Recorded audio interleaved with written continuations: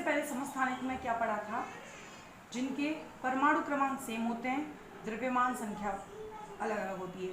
समभारिक में द्रव्यमान संख्या तो सेम होती है, बट एटॉमिक नंबर डिफर होता है, डिफरेंट होता है। ऐसे परमाणु क्या कहलाते हैं, समभारिक कहलाते हैं। जैसे आर्गन, पोटेशियम, कैल्शियम आदि में समभारिक होते हैं। तो मैं एक एग्जांपल को लेके चलती, इनका एक आर्गन, पोटेशियम, कैल्शियम का एग्जांपल ले रही हूँ। उसके बाद एक और एग्जांपल नोट्स में दिया है। देखो आर्गन को लेते हैं, AR 1840, के पोटेशियम 40, ये कैल्शियम 2040।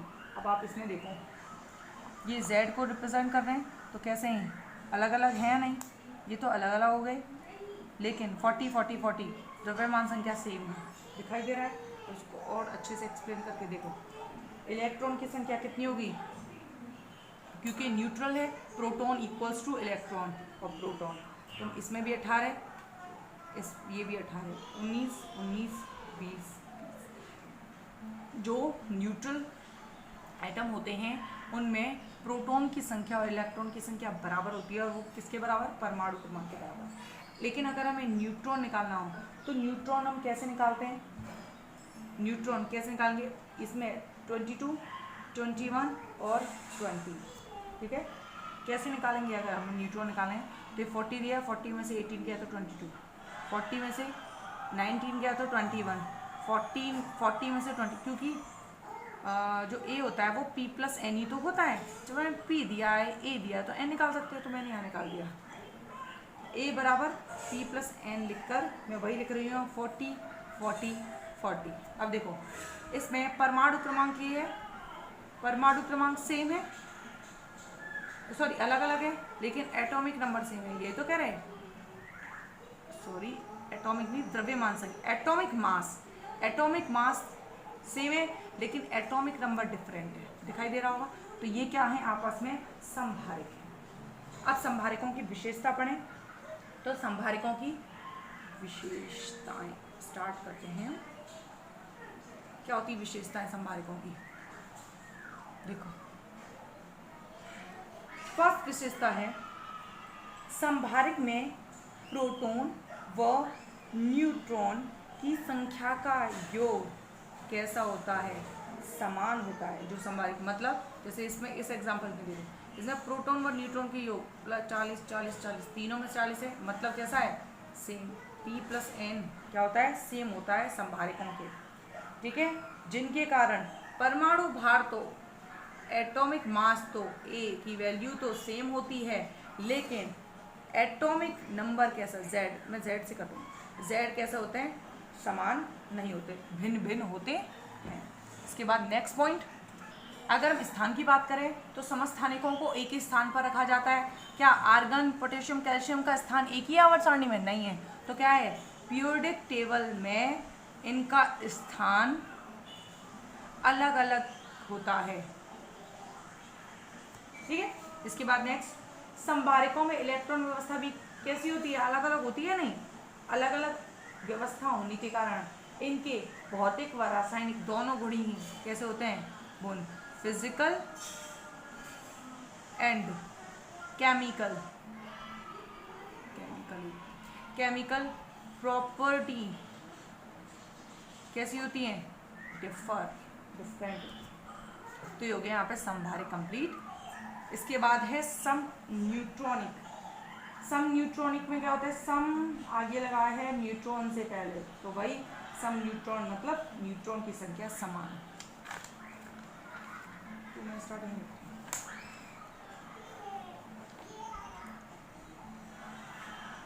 सम न्यूट्रॉनिक।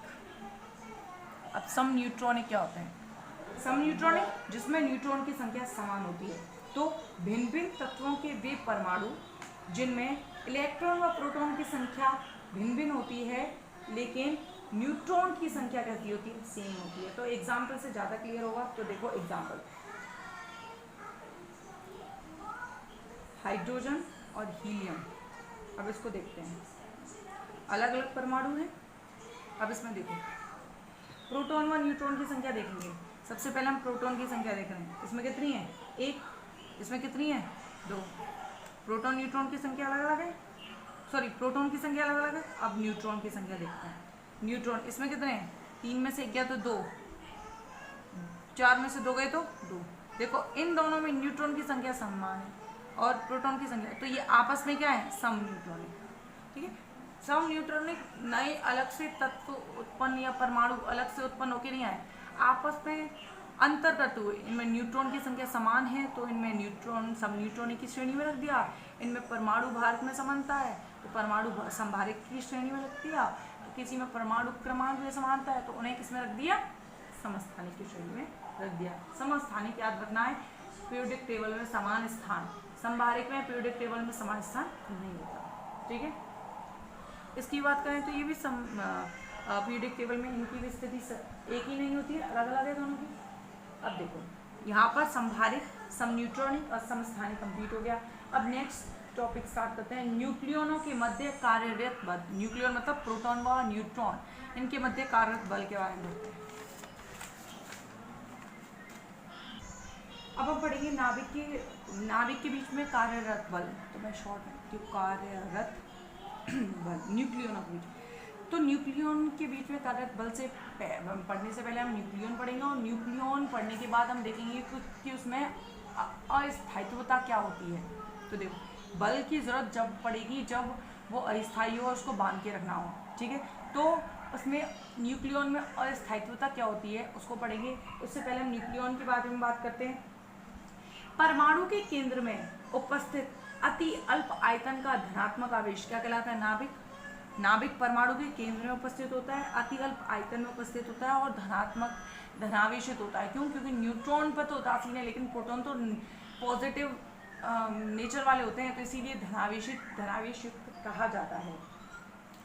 जो नाभिक होता है, नाभिक में न्यूट्रॉन और प्रोटॉनों को सम्मिलित रूप से न्यूक्लियन कहते हैं। इनको सम्मिलित रूप से क्या कहा जाता है? न्यूक्लियन कहा जाता है। नाभिक में बहुत छोटे छोटे छिद्र होते रहते हैं, बहुत सारे छोटे छोटे छिद्र होते हैं जिसमें प्रोटॉन व न्यूट्रॉन विद्यमान रहते हैं।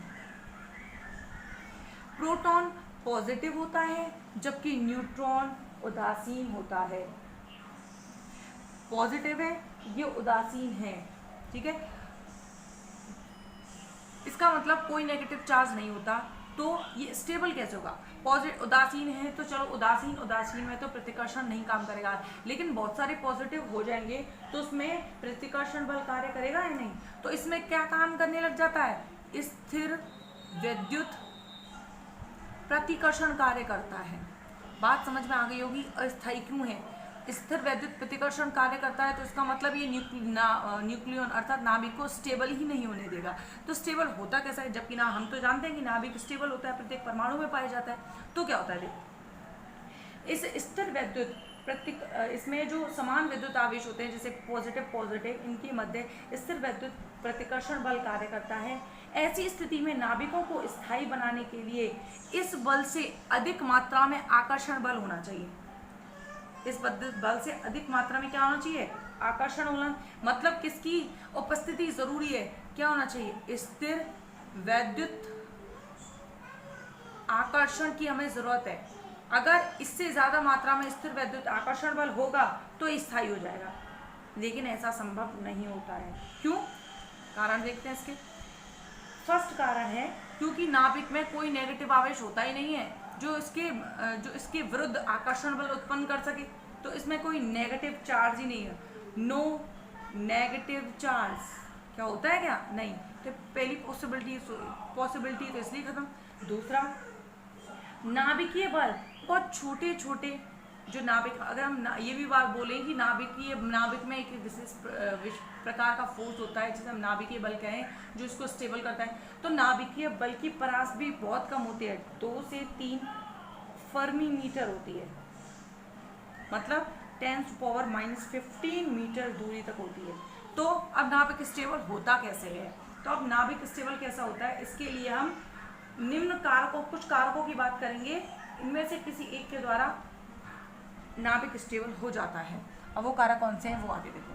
फर्स्ट, अब हम पढ़ते जाएंगे। देखो, द्रव्यमान क्षति या नाभिकीय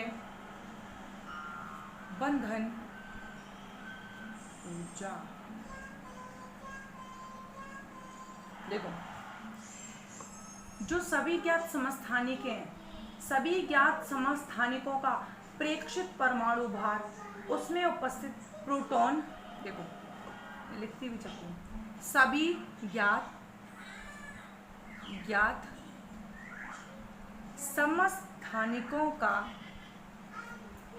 प्रेक्षित परमाणु भार, कैसा भार? परमाणु भार किसके कारण होता है? उनमें उपस्थित प्रोटॉन, न्यूट्रॉन व इलेक्ट्रॉन के द्रव्यमान के योग से कम होता है।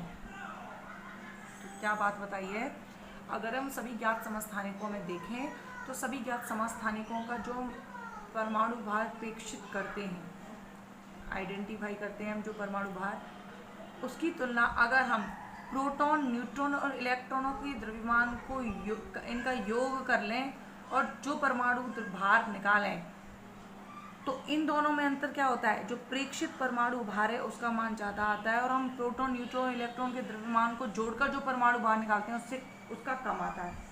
इसका मतलब क्या है कि अगर प्रेक्षित है तो वो तो ज़्यादा है, लेकिन हम जब देख रहे हैं तो कम है, तो द्रव्यमान में कुछ क्षति हो रही है जिसके कारण ये अंतर आ रहा है।